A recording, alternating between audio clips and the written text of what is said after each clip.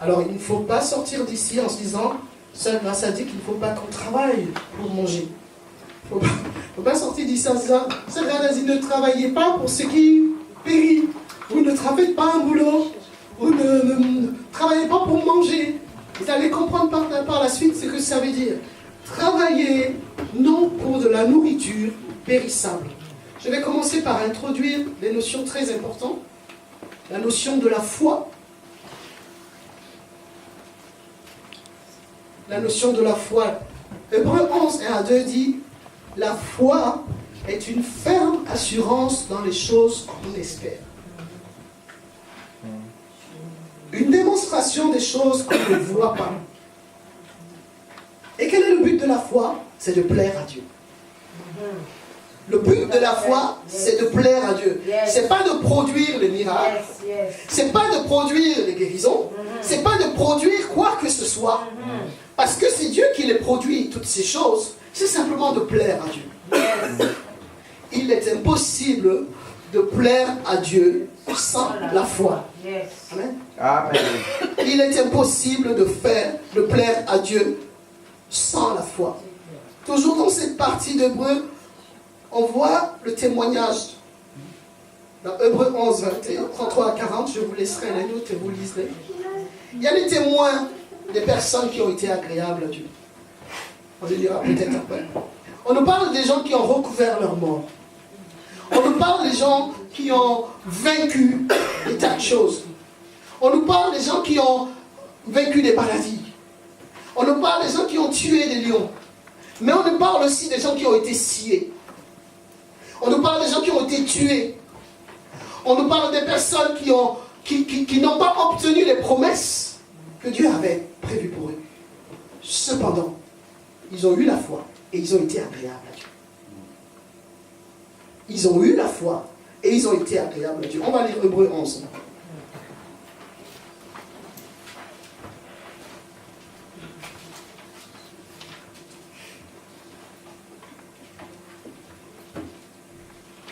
Hébreux 11.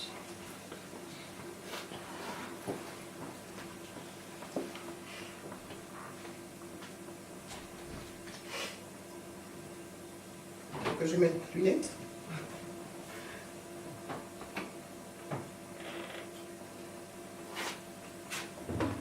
Je vais lire à partir du verset 33. Soutenus par leur foi, ils ont conquis des royaumes, exercé la justice, obtenu la réalisation des promesses, fermé la gueule au lion, éteint le feu ardent, échappé au tranchant de l'épée, triomphé de la maladie. Ils sont devenus forts et ont fait la preuve des vaillances dans les batailles, mettant en fuite des armées ennemies. Des mères ont vu leurs enfants morts ressuscités pour leur être rendus. D'autres, par contre, ont été torturés et ont refusé d'être délivrés, car ils espéraient être amenés par la résurrection à une vie meilleure. D'autres encore ont enduré les moqueries, le fouet et même les chaînes et la prison. Ils ont été lapidés, torturés, sciés en deux ou mis à mort par l'épée. Certains ont dû mener une vie errante, allant ça et là, couverts de peau, de moutons et de chèvres, dénués de tout, persécutés, maltraités par un monde indigne d'eux. Ils ont erré dans le désert ou sur la montagne, se réfugiant dans les cavernes et les antres de la terre. Dieu a rendu à la foi de tous ces hommes un excellent témoignage, et cependant, aucun d'eux n'a vu se réaliser ce qui leur était promis.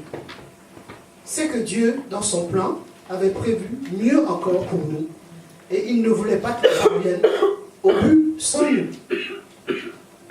Voilà des personnes qui, en tant que chrétiens ou en tant que croyants, ceux qui croyaient en Dieu ont souffert, ont été martyrisés, ont été tués. Mais où était Dieu? Où était Dieu quand on les a sciés?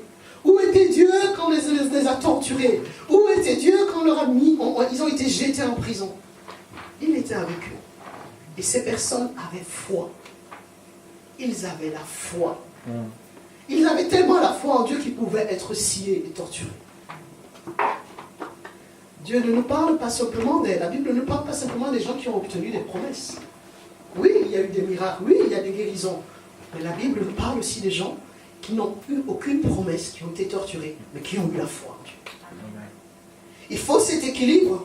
Parce que sinon, on pense que chaque fois qu'on prie, ou chaque fois qu'il nous arrive quelque chose, Dieu nous a abandonnés. Chaque fois qu'il nous arrive une difficulté ou que Dieu n'exauce pas comme nous on pense, ça veut dire que Dieu nous a abandonnés. Mais la Bible nous donne des exemples de personnes qui ont été tuées, qui ont été sciées, qui ont été torturées, malmenées, qui sont morts sans avoir eu les promesses. Mais ils ont été agréables à Dieu. Et Dieu était avec eux. Est-ce que c'est possible? Oui, c'est possible. Pourquoi?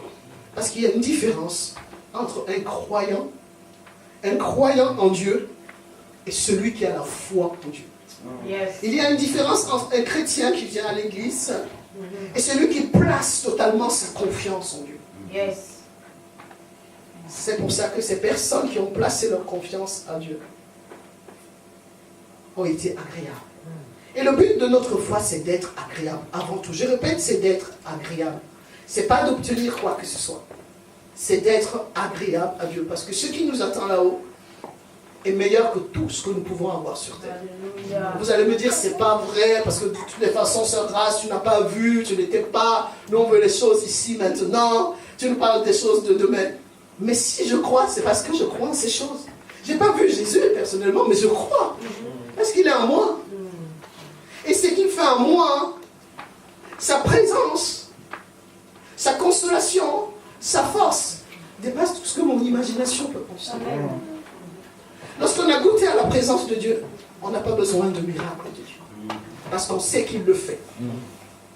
Jésus a changé l'eau en vin. Jésus a guéri les paralytiques. Jésus a guéri, ressuscité les morts. Mais il y avait toujours des gens qui lui demandaient, mais qu'est-ce que tu fais pour nous prouver que tu es le Fils de Dieu? Qu'est-ce que tu fais pour nous montrer que tu es le Fils de Dieu? Pourtant, ils ont rien mangé. Il a multiplié le pain. Il a fait tout ce qu'il fallait faire.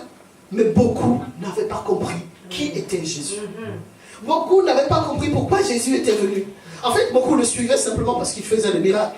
Et beaucoup le suivaient parce qu'ils avaient faim et ils voulaient manger. Sans la foi, il est impossible d'être agréable à Dieu. Un chrétien simple suit Dieu essentiellement pour la bénédiction. Et pas la bénédiction spirituelle, mais la bénédiction terrestre. Amen. Un chrétien simple, croyant simple, suit Dieu pour tout ce que Dieu peut lui donner de la terre, sur la terre, les maisons, la famille, la nourriture, tous les biens matériels, les biens terrestres. Et la Bible dit, travaillez non pour de la nourriture périssable. Tout ce que nous avons comme bénédiction est périssable. Amen. Tout ce que Dieu nous donne sur cette terre est périssable. Amen. Tout ce que nous pouvons posséder comme mari, comme femme, comme objet, tout ça est périssable. Amen. Tout cela va passer. Mais là, placer sa confiance en Dieu, placer sa confiance en Dieu, nous amène à la vie éternelle. Yes.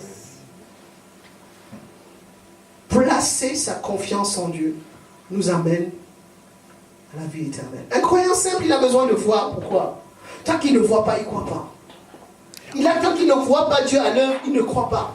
Parce qu'il est simple croyant. Il n'a pas il n'a pas placé cette confiance. Il n'a pas une confiance totale à Dieu. Dieu peut faire, mais il ne peut pas faire. Et s'il fait, et s'il ne fait pas, et puis comment je vais faire, et s'il ne fait pas, et si... Il est toujours dans cette position-là. Un croyant simple a besoin toujours d'une démonstration de Dieu. Il ne grandit pas. Il ne grandit pas. Mais ceux qui ne grandissent pas ne peuvent pas posséder l'héritage éternel. Ceux qui ne grandissent pas au point de faire confiance en Dieu ne peuvent pas posséder l'héritage éternel. Il faut quitter l'étape de croyance simple pour arriver à l'étape de ceux qui mettent leur confiance en Dieu. Quoi que Dieu fasse, qu'il fasse ou qu'il ne le fasse pas, on lui fait confiance. Qu'il nous donne quelque chose, ne nous donne pas, on lui fait confiance. Amen. Mais on ne lui fait pas confiance pour maintenant seulement. Qu'il réponde dans nos prières ou pas, on lui fait confiance. On lui fait totalement confiance. Qu'il fasse ce que nous on a demandé dans la prière, comme il a demandé, comme nous avons demandé, ou pas, on veut lui faire confiance. Amen. C'est à cette dimension-là que Dieu veut nous amener en tant qu'Église, en tant que corps du Christ.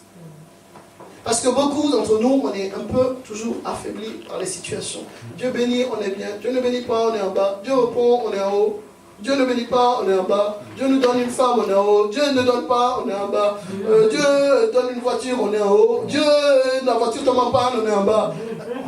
Beaucoup d'entre nous, Dieu nous donne un travail, alléluia, et tous les témoignages, c'est alléluia, Dieu m'a donné ceci, oh, alléluia, Dieu m'a donné ça. Alors beaucoup de gens arrivent à l'église en s'attendant que Dieu leur donne tout ce qu'ils demandent. Et le jour où Dieu ne leur donne pas ce qu'ils demandent, alors commence un véritable problème. La foi est en bas, le découragement. Oui, mais depuis que moi je prie, je vois Dieu donne seulement aux autres, il ne me donne pas. Depuis que moi je demande là, je ne vois pas le miracle de Dieu. Les miracles sont périssables. Les miracles sont périssables. Les épouses sont périssables.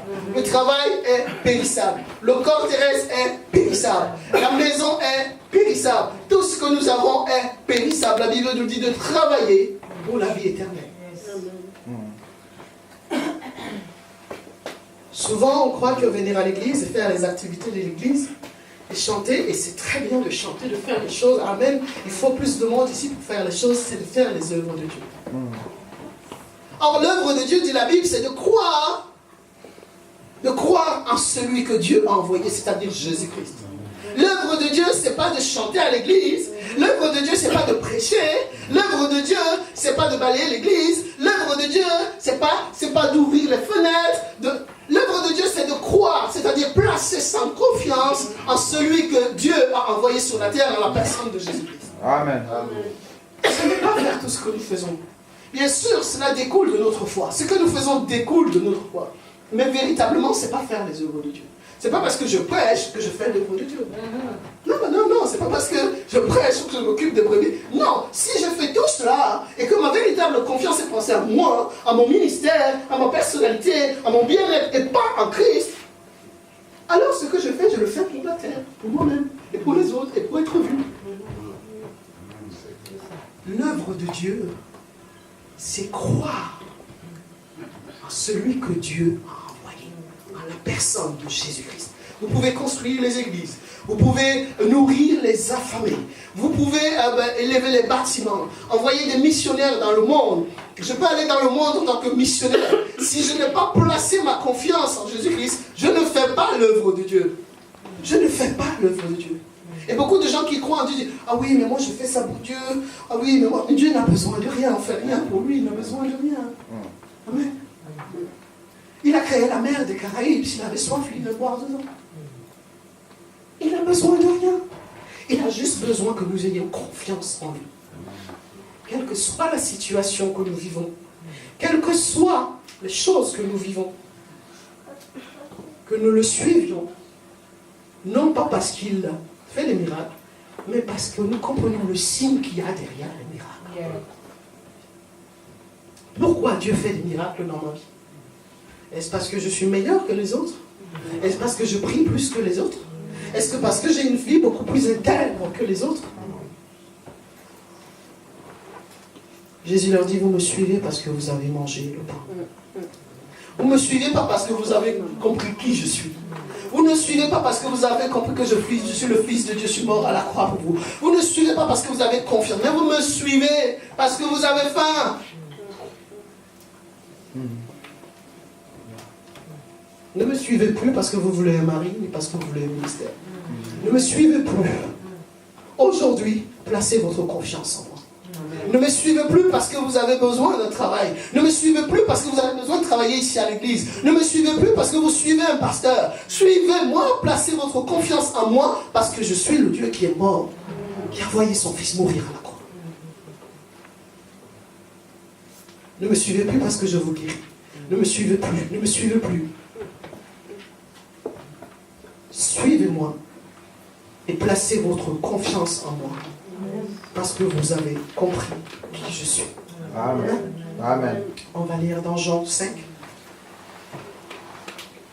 Celui qui l'a envoyé, et que vous placiez votre confiance en lui. Verset 40. La volonté de mon Père, c'est que quiconque voit le Fils et croit en lui ait la vie éternelle. Et je le ressusciterai au dernier jour. Amen. Amen. Je reprends au verset 37. Tout ce que le Père me donne viendront à moi. Et jamais, non jamais, je ne repousserai celui qui viendra à moi. Car si je suis descendu du ciel, ce n'est pas pour agir au gré de mes désirs, mais pour accomplir la volonté de celui qui m'a envoyé. Or, celui qui m'a envoyé veut que je ne perde aucun de ceux qu'il m'a confiés, mais que je les ressuscite au dernier jour. Amen. Amen. Or, la volonté de celui qui m'a envoyé, c'est que je ne perde aucun. Tous ceux qui ne reçoivent pas Jésus-Christ et qui ne placent pas leur confiance en Christ sont perdus.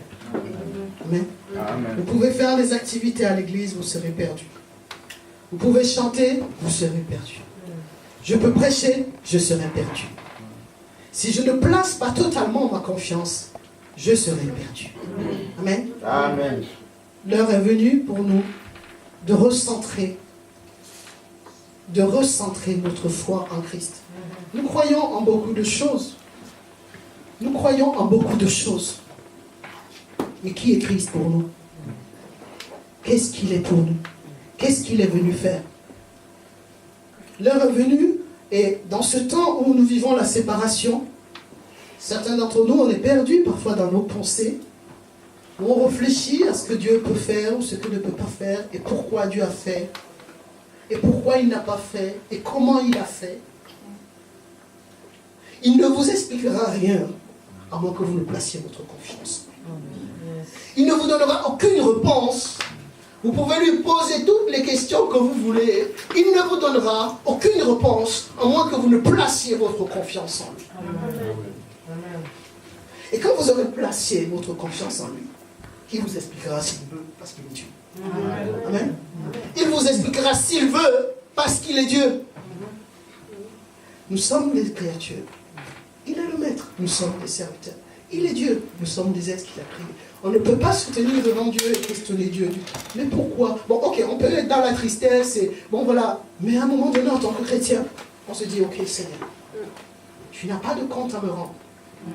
C'est Dieu qui a créé chaque personne. Et lorsque Dieu décide de prendre la personne, il n'a pas de compte à nous rendre. Surtout, en particulier, s'il s'agit de son fils. On ne peut pas aller devant Dieu et dire, Seigneur, pourquoi tu as fait ça? Et puis, est-ce que tu as pensé à nous? Et puis, personne d'entre nous n'a passé une commande pour venir sur la terre. Je ne sais pas pour vous, mais moi, personnellement, je n'ai pas passé une commande pour naître dans tel pays avec tel cheveu et telle couleur. Dieu a décidé de m'envoyer en mission sur la terre. Aucun de nous ne peut se tenir devant Dieu et dire, voilà, Seigneur, comme j'ai décidé, je vais venir sur la terre là. Et donc maintenant, si tu dois enlever quelqu'un, il faut que tu m'expliques pourquoi tu le fais. Personne n'a passé comment. Et personne ne peut discuter en se tenant devant Dieu en disant, voilà Dieu, bon tu as fait ça, c'est bien, mais bon, quand même tu pourrais nous dire pourquoi tu as fait ça. Mais qui sommes-nous? Nous sommes envoyés sur la terre en mission. Dieu prend son fils, il ne le vole pas, il le prend. Dieu nous a envoyés, il prend quelqu'un qu'il a mis sur la terre, il ne le vole pas. Il ne le vole pas, le diable vole les âmes. Christ ne vole pas les âmes. Il vient, il vous dit, bon voilà, maintenant c'est fini, je le prends, c'est mon fils, je l'aime plus que vous. Et so what? Vous allez faire quoi? Vous allez faire quoi? So what? Vous allez vous lamenter, vous allez vous fâcher contre moi? Ok. Faites tout cela, mais placez votre confiance en moi. Lamentez-vous, pleurez, faites ce que vous voulez, mais placez votre confiance en moi. Parce que votre vie, après, dépend de cette confiance. Amen. Votre vie éternelle dépend de cette confiance. Amen. Souffrez, pleurez, mais placez votre confiance totale en moi. Amen.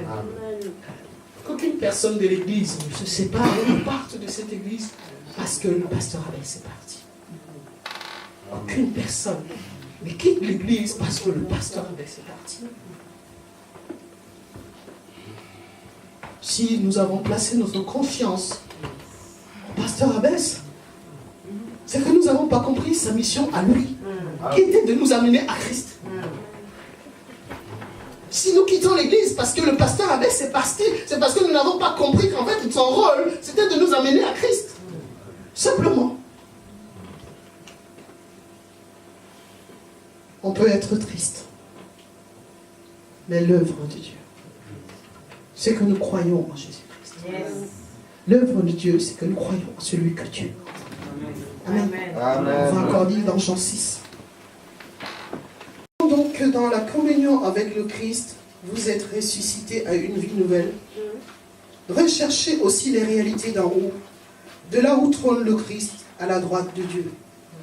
Que toute votre pensée, toute votre affection soit orientée vers ces biens célestes. Ne vous attachez pas aux choses de cette terre, car en fait vous êtes morts à ce monde, et votre véritable vie demeure désormais cachée avec le Christ en Dieu. Mais le jour où le Christ, lui qui est votre vraie vie, se manifestera au monde, alors votre véritable nature sera aussi manifestée à l'univers tout entier. Et vous partagerez sa gloire. Amen. Amen. Travaillons pour une nourriture qui ne périt pas. Que le nom du Seigneur soit béni. Amen.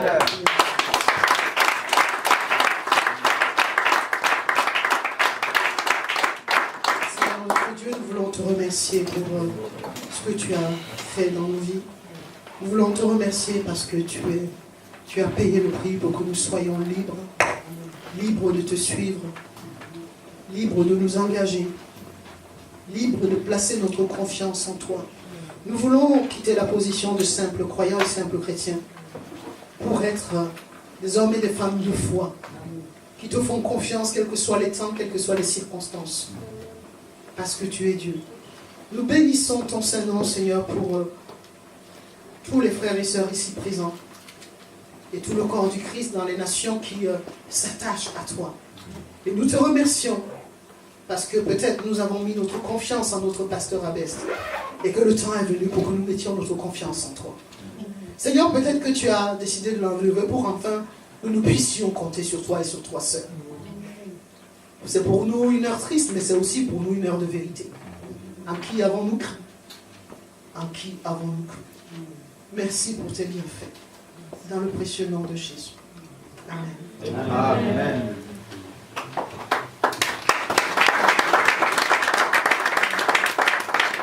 Alléluia. Merci Seigneur. Je crois que le message nous a fait du bien. Amen. Amen. Amen. Sans plus tarder, nous allons nous tenir debout. Nous allons passer nos offrandes. Amen. Amen. Le groupe de louanges. Je